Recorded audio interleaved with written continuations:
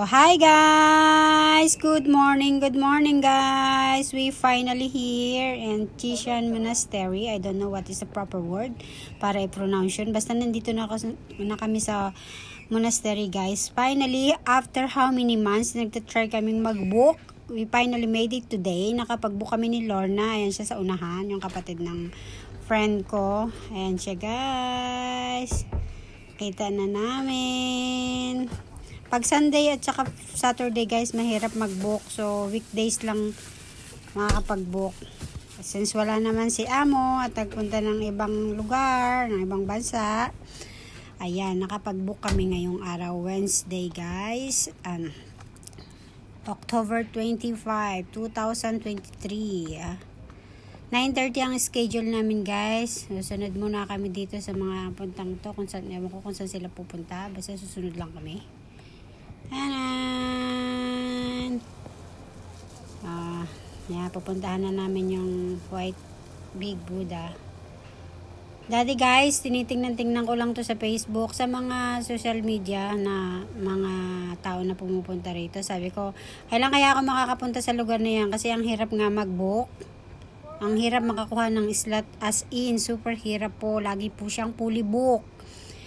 Tapos gumising kami ng 6 a.m. in the morning kasi kinuha namin yung first shuttle namin ng 7 a.m. kasi maaga kami, over kami excited. At saka hindi pa namin gamay kung paano pumunta rito. So talagang inagahan namin guys. Talagang kami na.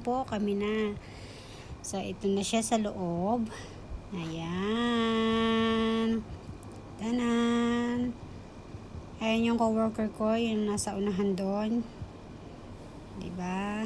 Tantan.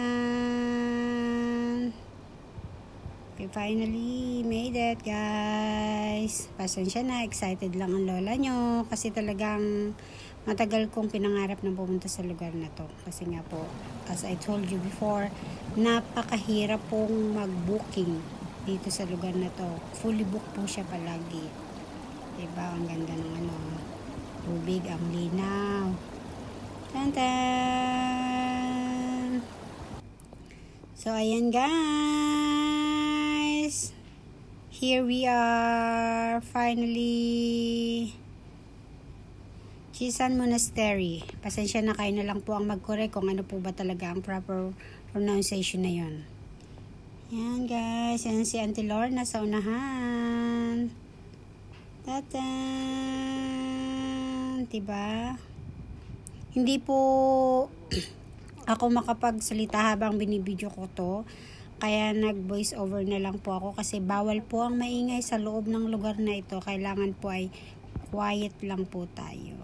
Hindi ba? Walang maingay. Bawal ang maingay kasi may mga taong may hawak ng sign na bawal maingay. Quiet lang po. So, ayan ang lola nyo. Bumababa. Tantan! Kami na talaga. Si Auntie Lorna po ang kumukuha sa akin. Thank you, Auntie Lorna. Tanan! Lumapit kami sa kanya, guys. Tingnan namin siya ng malapitan. Mikot lang naman kami. Hindi naman kami kung ano pang ginawa. Inikot lang namin yung pinakang niya. Pinagkakapestohan niya. Kumbaga. Tanan! Diba? Ang ganda guys. Ang ganda-ganda niya talaga, promise. Pag nakita niyo sa personal, ang ganda ng lugar. Worth it po. Yung paghihintay ng ilang buwan. Kaya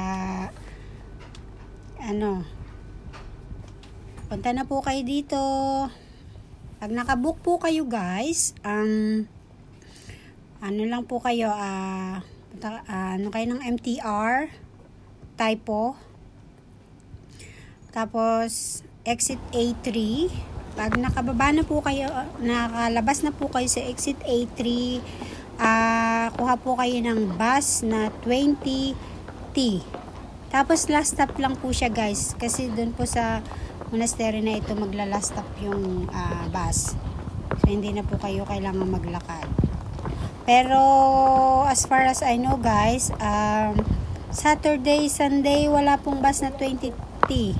Yun lang po ang pagkakaintindi ko ha. Pero, yung kasi ang pagkakasabi sa amin ng driver na sinakyan namin wala siya pag Saturday, Sunday. So, mag-taxi na lang po kayo. Direct lang din pong nakakapunta din yung taxi. Doon din po kayo ibababa sa mismong pintuan ng monastery.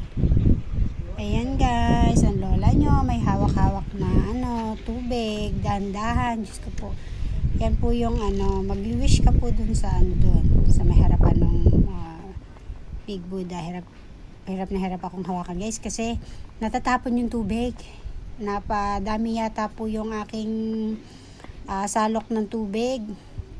Ayan. Thank you naman po sa aking videographer na si Auntie Lorna. Diba? Ayan guys, naglalakad na ako papunta dun sa bilog na yung parang banga siya guys, na dun mo ibubuhos yung tubig tapos mag-wish ka. Ayan, malapit na ako guys. Ayan na guys, malapit na. Ayan na, ibubuhos ko na guys yung tubig. Inuuti-uti ko guys kasi nag-wish ako. Diba? Ayan. Tan-tan! Tapos, pigit ang mata, mag-wish ka kung anong gusto mo. Diba?